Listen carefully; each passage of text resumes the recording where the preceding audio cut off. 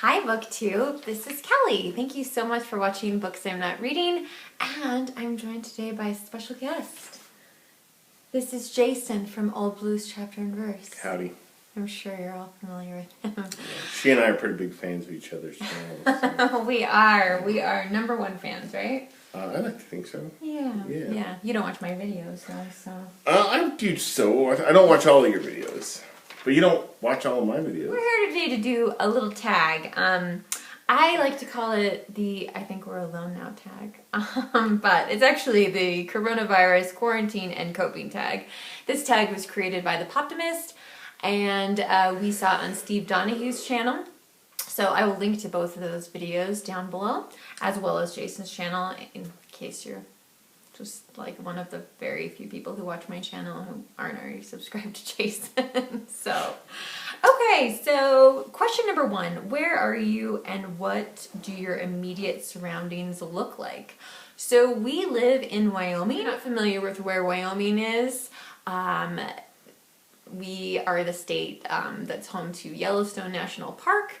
Although Montana thinks it is. Yeah, Montana sometimes claims it, but that's just complete garbage. And they have their own giant national park anyway. So, so Yellowstone National Park is in Wyoming, but we don't live close to it. And what do our immediate surroundings look like? We live in a community where it doesn't seem like from your ventures out that very many people are social distancing, wearing masks, taking precautions. I haven't gone out a lot in the last 5 weeks. I've probably been, off of our property in the car for probably a total of 7 hours, I would say, in the last 5 weeks. And almost no one around town is wearing a mask. Most people I see aren't observing any kind of social distancing at all. We are working from home. Both of us are fortunate enough to be able to do that. And here is a little clip of what our working space looks like. So, just to give you an idea, this is my workspace at the bar overlooking a not-so-clean kitchen right now. And then over here is Jason's workspace. So, we're quite close together, and it does make it difficult because both of us have conference calls, phone calls to make. I took an online class, we've had webinars, so we really would like to return to our offices in the future and be able to see the people that we serve face to face. So you can see it's not very big, and I'm not sure how sustainable it is for the long run, but we'll see. Yeah. We're just going to wait. It's going to have to work for as long as it has to work. Wait and see. All right. Question number 2. What is the most unusual or abnormal thing you've done because of this? I made that giant garland back there in a week, a little over a week. Yeah. Maybe. Yeah, probably. So, I was gifted some fabric and was able to crank that out. So wasn't expecting to do that this spring. And Jason, what about you? I've been doing a few things. So the first thing is I have taken up a new hobby, which we have some footage. Do we have footage? We do have footage of it. Yes. So we'll cut to that right now. Oh. Evianas Cuisinas. I'm so sorry that you could not hear my laughter after the filming of that was over. Anyway. It's a wizarding world.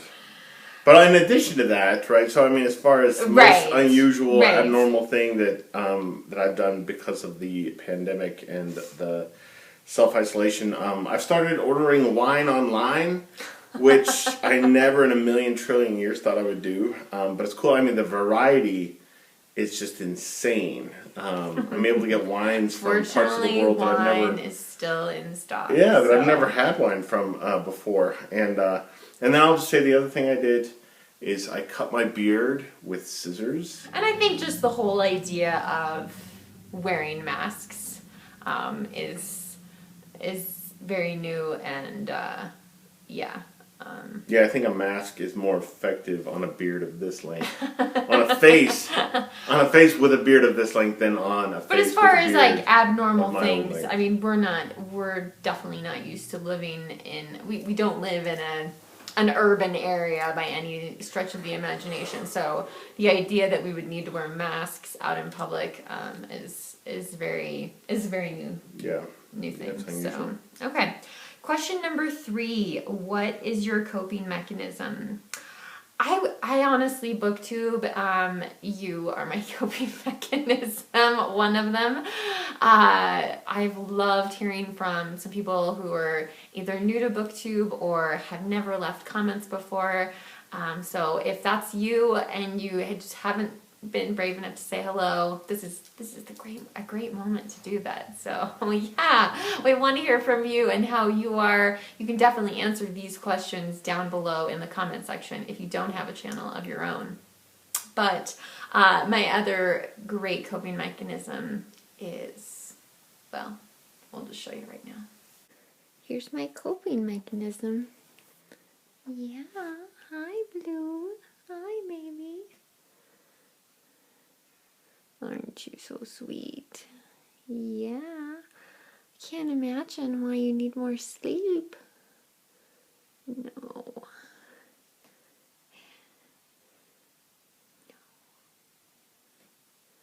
Alright, we'll cover him back up. Let him go back to sleep. So what about you, Jason?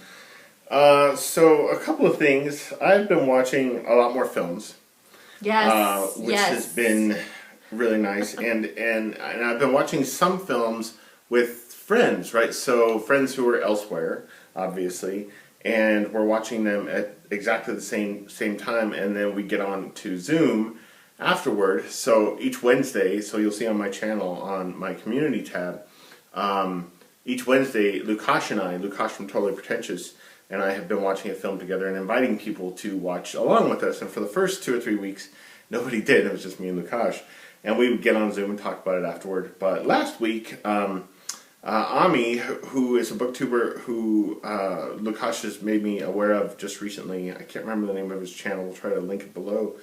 But he joined us for a film this last Wednesday. And then my friend Amy, who is I've known since graduate school, and who's in mine and Kelly's online book club. She joined us for that film as well in the discussion, and then we've been doing yard work as well, which is, I don't know if it's a coping mechanism, but I mean, mowing the lawn it's exhausting, and when you're doing it, it's one of those things that when you're doing it, you're not like. At least for me, you can't think about anything else, right? I don't daydream or anything like that when I'm mowing the lawn. I mean, I'm completely focused on it. Question number 4. Can you name something that has given you pleasure? Jason. Yes. Okay. So the film that Lukash and Ami and Amy and I watched this last Wednesday was on Hulu, and it was Portrait of a Lady on Fire, which came out late last year, just in a limited run in New York and LA. And it was supposed to hit theaters right as this whole thing broke. And so it didn't actually play in theaters, and it went straight to streaming on Hulu. And that was, not only did that take over the top spot from The Lighthouse, of my favorite films from last year, I would say that is the best film I have seen in any number of years, actually. It blew my mind. If you have not watched Portrait of a Lady on Fire and you have Hulu, you have your plans for tonight. So, yeah. Jason's mapping out everyone's weekend. It is a perfect movie. Our church. That has been really good for you. Our church has offered, during Holy Week, leading up to Easter, they had devotions at noon every day of the week. And On Zoom, yeah. And so that was really nice. And then we were having a phone conversation with our pastor and her husband, and I said, wow, Lynn, I really liked those devotions, and she apparently has heard that from many people and was saying that she had kind of created a monster. But I think there are so many people who go to our church who are alone or really high risk, that kind of thing, and so this is a way to bring people together. And so Tuesday, I missed it Tuesday, just completely spaced it out. But Tuesday and Thursday of each week, for the foreseeable future, we'll be having noon devotions, and that is really helpful. Yeah. So thank you for reminding me of that. Yeah, that does bring me a lot of pleasure. Okay, and finally, question number 5: what is something you feel will never be the same after this?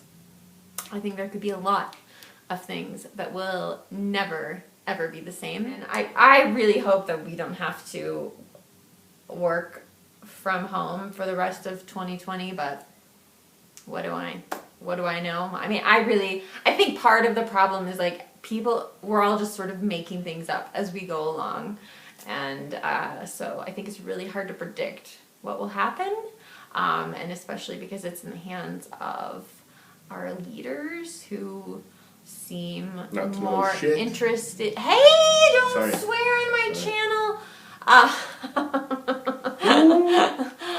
So I think our leaders, could really be heroes and could save lives, and many of them are more concerned about the economy. And I'm not saying that losing your job isn't, a really devastating experience, but as somebody who's gone through that multiple times, both of us, right, have gone through that a myriad of times, and and again, just being laid off, like the money's gone, organization dries up, or whatever the case may be. It's not the end of the world, though. Yeah. Whereas if you're dead, it actually is the end of the world. So speaking of Steve Donahue, not Steve Mnuchin, in Steve's video, he mentioned that he thinks that there's going to be a scaling back of in-office work, that employers are going to see, what their employees were capable of working from home, and I don't think that's actually going to be the case. In-office work,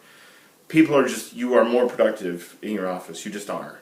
I am, and everybody I have talked to or know you're just more productive in your office, and it's important. Your home should be a retreat. Like, your home should be the place that you escape the world to. Really don't like that. And if your home becomes, I don't know, the epicenter of, for instance, the stress that a job can sometimes bring, you don't want that to be part of your home. And, I don't want to be checking my emails at 9 o'clock at night. No, well, you and I are both really, really good about that. We try to set some strong boundaries. Yeah, some other things that I think are going to change moving forward. I don't think people are going to become preppers necessarily. Not everybody's going to be one of these insane people with 100,000 rounds of ammunition preparing for zombies and stuff. But I do think that we're all going to be better about having a little bit more stocked away in our house than we need. Some stuff that we're not going to touch. Just like, okay, we have a large package of toilet paper that's just going to hang out and it's never going to be used. It's there for emergencies. Paper towels. I think we've been so much better about reducing food waste. Than ever. So and that's probably something that's going to stick with people. I think it'll definitely stick with us. Yeah. Mm-hmm. But yeah, emergency rations, what I like to call road foods. Medication. Steve talked about e-readers. I think how people are going to be using e-readers more. Maybe Steve didn't talk about that. But for somebody like me, I love physical books. I don't have an e-reader. I won't use an e-reader. And I just can't even, if we didn't have a large home library, with the library being closed and not being able to go anywhere, it would drive me insane. Especially if I was a fast reader, which I'm not. But if I was a fast reader, it would drive me crazy to not have books around. So I suspect people are going to have more media at their fingertips in the future, just in case something like this happens. They'll have something to entertain themselves. But yeah. All right. That's my 2 cents. I think that was more. I think that was more than 2 cents. It was like 6 cents. It was like 22 cents. But anyway, All right, we're not going to tag anyone specifically. We'd love for all content creators to do this to let us know how you are. And like I said, if you don't have a channel, please feel free to answer the questions that we will have down below. And yeah, leave them in the comment section. So we'd love to hear from you and love to know how you're doing and how you're coping. So thank you so much for watching. Remember to be kind to yourself, be kind to others, and we'll talk to you soon, BookTube. Take care. Adios.